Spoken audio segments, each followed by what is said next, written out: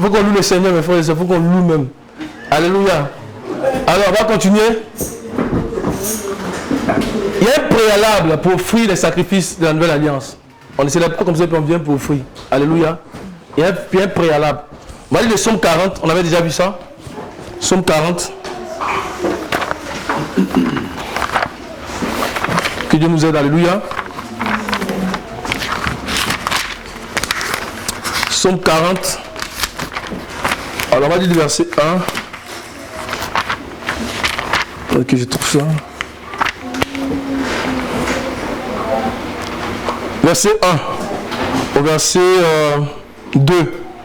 1, 2, 3, on y va.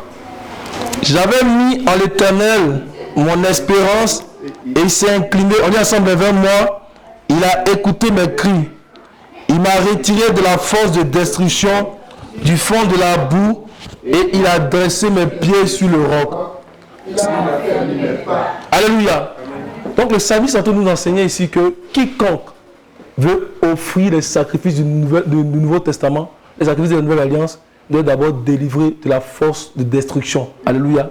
Et il doit maintenant arriver sur le roc. Sans cela, il ne peut pas. Alléluia.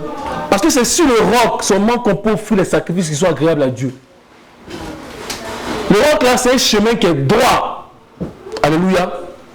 Parce qu'au début du roc, c'est là qu'on reçoit la justice. C'est là, au niveau du tabernacle, c'est là qu'on abandonne nos péchés. C'est là que Christ nous a accordé la justice, sa justice. Alléluia. Donc il faut être sur le roc pour commencer à offrir les sacrifices du Nouveau Testament. Amen. Il faut recevoir d'abord la justice de Christ. Sans ça, on ne peut pas. Alléluia. Donc, c'est ceux seulement qui sont justifiés qui peuvent offrir ça. C'est ceux qui sont délivrés de la force de destruction. On va les relire encore ce passage-là. On les lit. 1, 2, 3.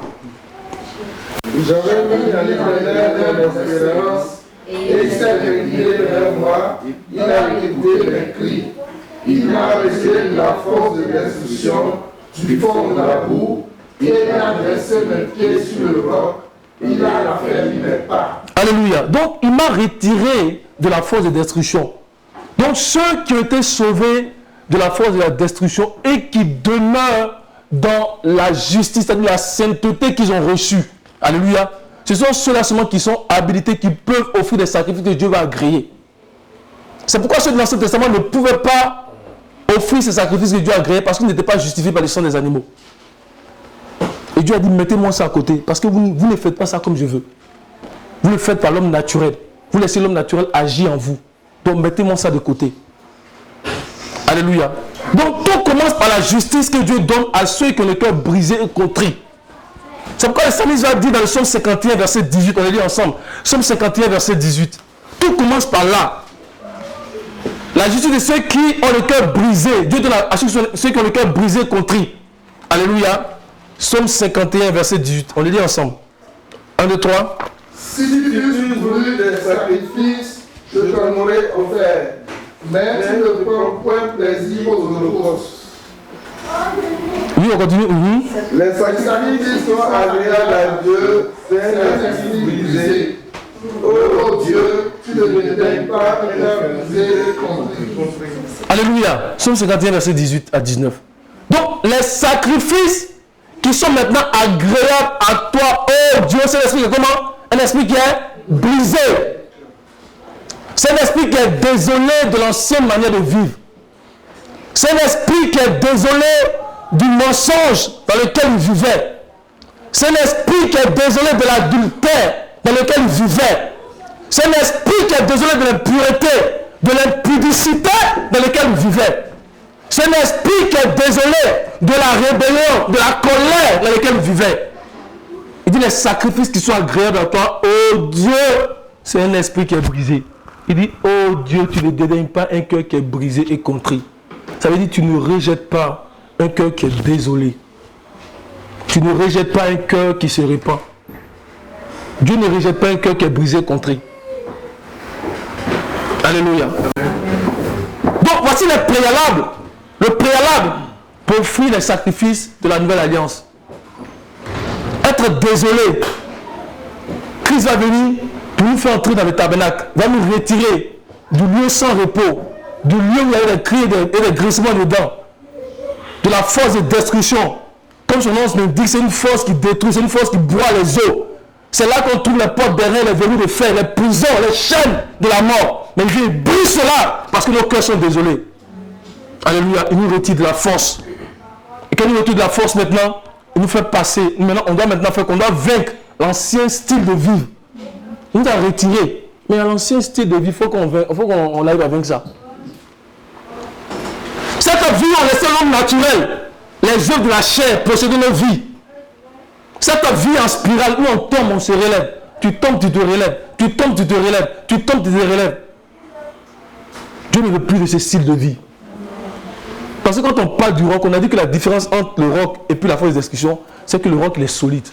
Il n'y a plus de mouvement. Dans la force d'exécution, on essaie de monter, on retombait. On essaie de monter, on retombait. Donc il nous redit de cela. On passe, on doit vaincre cette vie en spirale. Cette vie de méchanceté, de l'évangile, on doit la vaincre. Et quand on finit de vaincre ça, on doit vaincre la résistance de la vie charnelle. Cette vie charnelle, il faut qu'on arrive à la vaincre. Maintenant, on arrive sur le roc, sur le plateau. Alléluia. Et maintenant, on peut marcher pour offrir des sacrifices à Dieu. Quand on arrive sur le plateau, c'est le début, c'est la justice de Dieu. On doit demeurer dans la justice. La manifestation de la justice, c'est la sainteté. On demande dans la sainteté, on avance. Amen. Alléluia. Dans Hébreux chapitre 10, le verset 6, Dieu a montré ce qu'il ne veut plus. Il ne veut plus de ces choses. Alléluia. Que Dieu nous aide. Et il nous a donné tout ce qui concourt à la vie et à la piété. Si nous demeurons en lui seulement, il n'est pas seulement notre sanctificateur, il est notre sanctification. Si nous nous attachons à lui, ça sera possible d'offrir ces sacrifices-là. Alléluia. De la nouvelle alliance. Dans Hébreux chapitre 10, je vais vous donner le passage, on va les lire ensemble. Hébreux 10. On va commencer à partir du verset 1. Ensemble. En effet, la loi qui possède une forme des biens à venir et non les actes de représentation des choses ne peut jamais, par les mêmes sacrifices qu'on offre perpétuellement chaque année, amener les assistants à la perfection. Autrement, n'aurait-on pas cessé de les offrir, parce que ceux qui rendent ce culte, étant une fois purifiés, n'auraient plus aucune conscience de leur péché.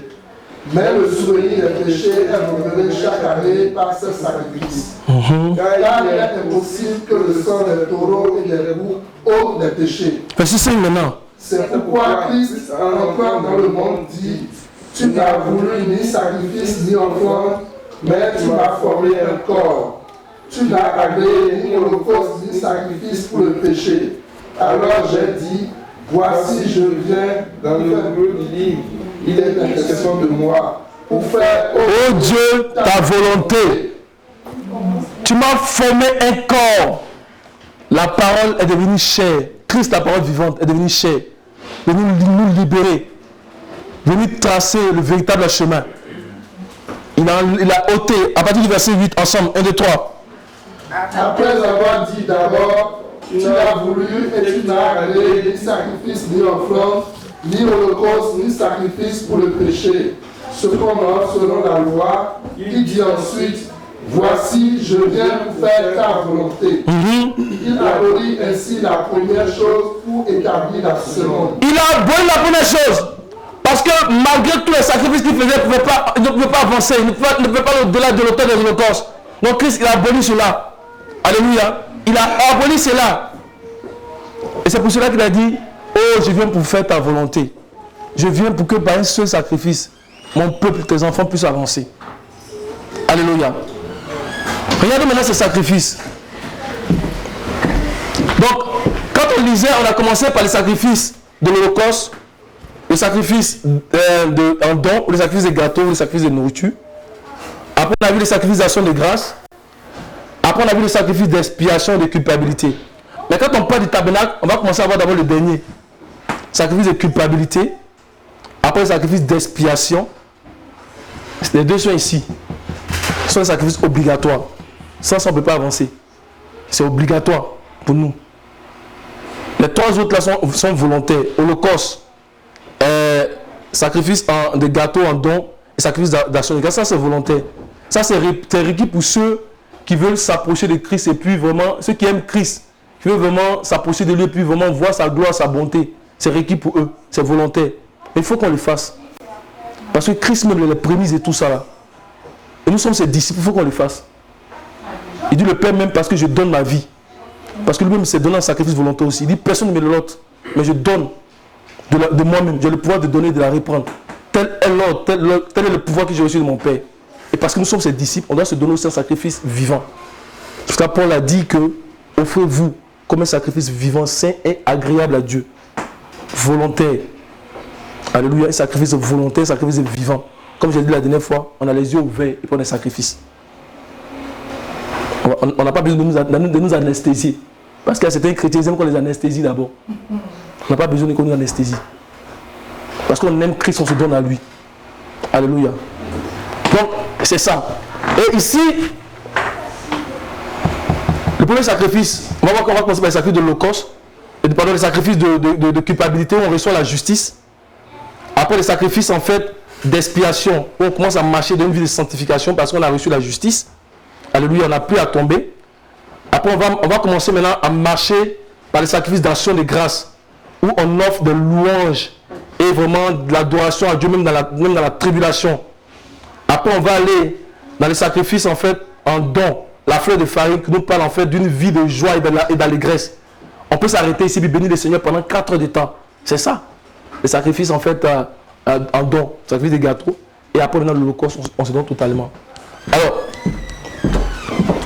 sacrifice de culpabilité. On ne va pas le lire parce que ça va être trop long. Mais ce qu'il faut savoir, c'était requis pour ceux-là qui offensaient le Seigneur. Ou qui offensaient le prochain. Quelqu'un qui offensait le Seigneur, qui offensait son prochain. Donc c'était lié au sanctuaire. On sait que le sanctuaire, c'était la manifestation, la présence de Dieu au milieu d'Israël. Donc celui qui offensait le sanctuaire ou les éléments consacrés au sanctuaire, c'est celui qui devait offrir un sacrifice de culpabilité. Lévitique 5, verset 16, on va le lire. Lévitique 5, verset 16. Donc on commence par le dernier sacrifice. On va revenir là-dessus. Donc au fur et à mesure qu'on va en parler, même Dieu nous révèle encore des choses. Et puis on parle ensemble, ça devient une habitude pour nous. Alléluia. Et on vit ces choses et nous voyons la gloire de Dieu. Amen. Donc Lévitique chapitre 5, verset 16.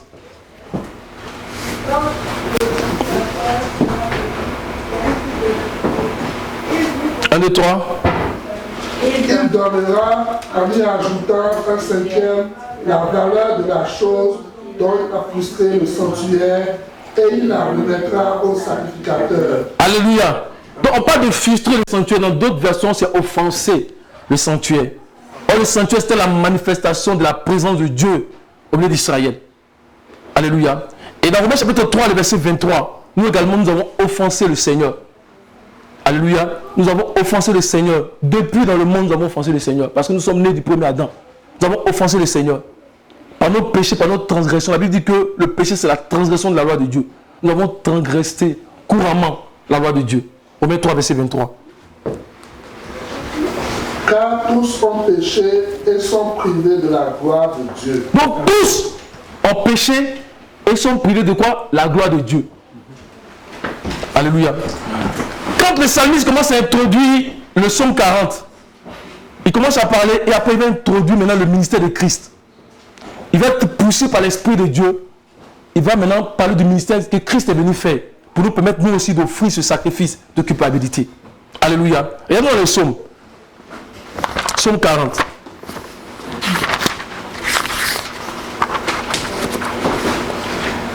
Regardons à partir du verset 7. 1, 2, 3. Tu ne désires ni sacrifice ni offrande. Tu m'as ouvert les oreilles. Tu ne demandes ni holocauste ni victime expiatoire. Verset 8. Alors je dis, voici, je viens avec le rouleau du livre écrit pour moi. Je veux faire ta volonté, mon Dieu, et ta loi est au fond de mon cœur. Est-ce que vous connaissez ce passage-là? On a vu ça tout à l'heure. Hébreux 10. Hébreux 10. Lui, la suite maintenant. J'annonce la justice dans la grande assemblée. Voici, je ne ferme pas mes lèvres. Alléluia! Donc nous étions dans la force. Christ a vu qu'on demeurait dans la force. Il a vu qu'on demeurait dans les liens. Alléluia. Amen. Et il a dit, Seigneur, je viens pour faire ta volonté. Je ne peux pas regarder mes enfants comme ça en train de souffrir dans la force. Ils montent, ils tombent, ils montent, ils tombent, ils montent, ils tombent. La mort est en train de les broyer. Il dit, je viens, tu m'as formé un corps. La parole est devenue chère au milieu de nous. Elle a habité parmi nous. Et qu'est-ce qu'il a fait? Il nous a délivrés. Mais la première chose qu'il fait en nous délivrant, verset 10, j'annonce la justice dans la grande assemblée. Je ne ferme pas, quoi? Voici, je ne ferme pas mes lèvres. Donc, il nous a annoncé la justice. Donc, quiconque va entendre la voix du Fils et va accepter cette justice. Et il va accepter cette justice en train d'offrir son sacrifice de culpabilité. Parce qu'il devient lui-même justice de Dieu. Donc, c'est l'acceptation de l'évangile. Alléluia. Qui est pour nous un sacrifice de culpabilité. On l'accepte. Nos chaînes, les chaînes de nos péchés sont brisées. Les verrous de fer sont brisés. Les liens sont brisés. Et nous, on devient la justice de Dieu.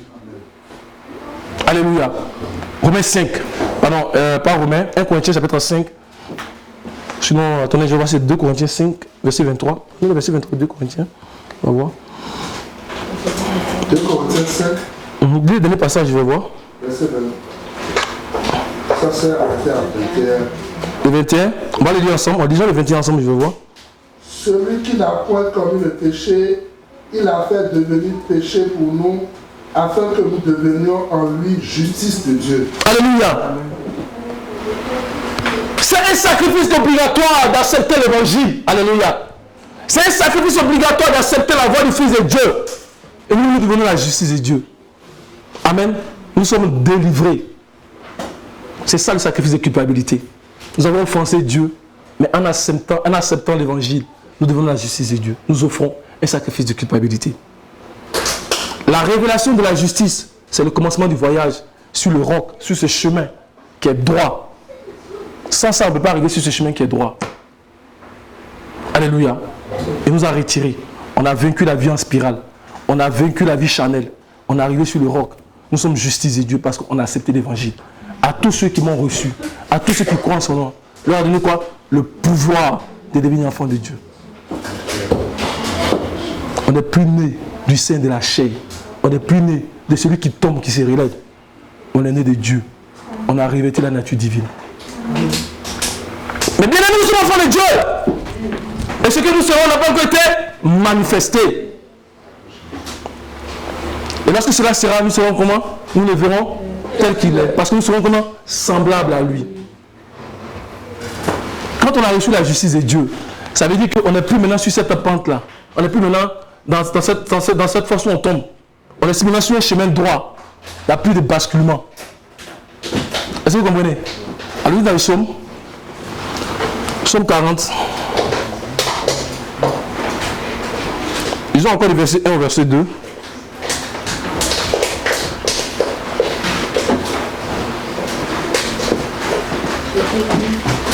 Psaume 40, verset 1 à 2.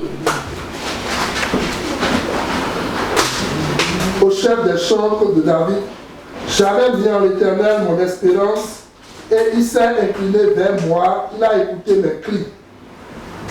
Verset 2. Continue. Il m'a retiré de la fosse de destruction du fond de la boue, et il a dressé mes pieds sur le roc, il a affermi mes pas. Mes pas sont affermis maintenant. Je ne suis plus dans cette force où on tombe. Ça veut dire que ma vie, je marche sur une ligne droite. Je suis sur le chemin de la nouvelle façon de vivre.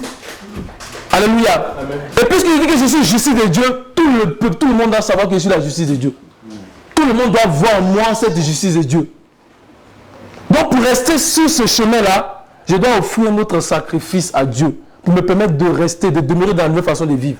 C'est la sanctification. C'est la sanctification. C'est aussi un sacrifice obligatoire. Sinon, je suis dans la force. Si je veux demeurer ferme dans la marche, il faut que j'offre à Dieu, alléluia, un autre sacrifice. Mais ce n'est pas par mes propres forces. Christ est notre sanctificateur et notre sanctification. Autant je demeure en lui, il me sanctifie. Si je vis, ce n'est plus moi qui vis, mais c'est Christ qui vit en moi. Alléluia. Alléluia. Amen. Les choses anciennes sont passées. Voici toutes choses sont devenues comment? Nouvelles. Le psaume 40, on va le voir dans le psaume 40, parce que tout est expliqué dans le psaume 40. Il ne dit pas forcément tel sacrifice, voici tel sacrifice, mais il est dit d'une autre façon. Alléluia. Psaume 40, verset 11. On va lire souvent le premier bout. Psaume 40, verset 11. Le premier bout du verset 40. Verset 11. 1, 2, 3. Je ne retiens pas dans mon cœur ta justice. La justice que j'ai reçue dans mon cœur, je ne la retiens pas. Tu as fait de moi justice par le sacrifice de culpabilité, mais je ne la retiens pas.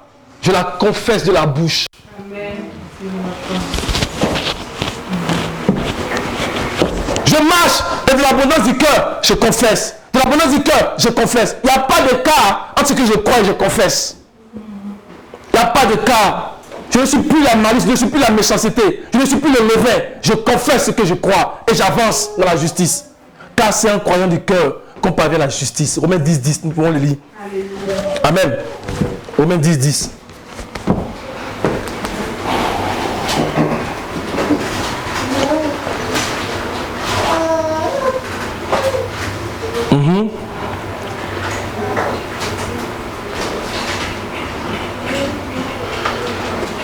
Car c'est en croyant du cœur qu'on parvient à la justice, et c'est en confessant de la bouche qu'on parvient au salut, selon ce que dit l'Écriture.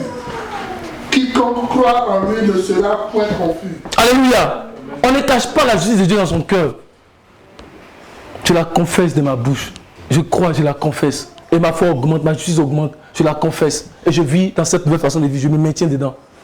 Et je compte sur lui. Pour me sanctifier, j'avance. Parce que je ne suis plus dans la force où je retombe. Alléluia. Le troisième sacrifice. Puisqu'on reparle dans le sens inverse, c'est quel sacrifice maintenant? D'action et de grâce. On appelle ça le sacrifice. Quel sacrifice? Comment? Dans ma maison, c'est communion. Communion. Disons amen pour notre frère. Amen. Alléluia. C'est un sacrifice de paix. Alléluia. C'est un sacrifice de paix. Amen. On va aller dans le psaume 40, verset 11 encore. Il y a un bout qui parle de ça.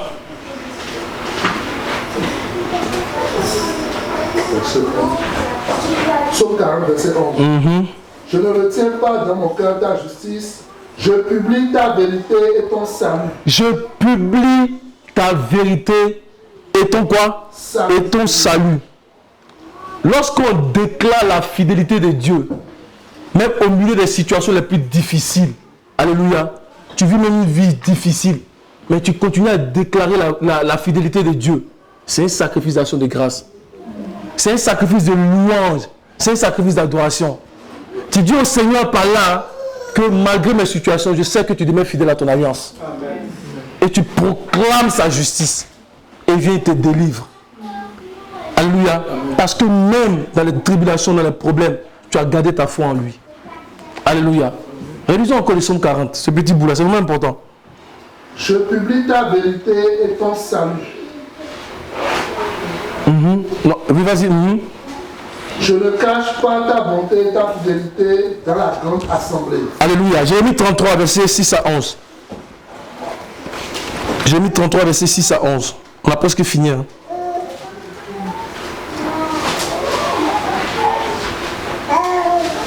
Verset 6 à 11. Voici, je lui donnerai la guérison et la santé. Je les guérirai et je leur ouvrirai une source abondante de paix et de fidélité. Verset 7. Je ramènerai les captifs de Juda et les captifs d'Israël et je les rétablirai comme autrefois. Je les purifierai de toutes les iniquités qu'ils ont commises contre moi. Je les pardonnerai toutes les iniquités par lesquelles ils m'ont offensé, par lesquelles ils se sont révoltés contre moi. Cette ville sera pour moi un sujet de joie, de louange et de gloire parmi toutes les nations de la terre qui apprendront tout le bien que je leur ferai. Elles seront étonnées et émues de tout le bonheur et de toute la prospérité que je leur accorderai.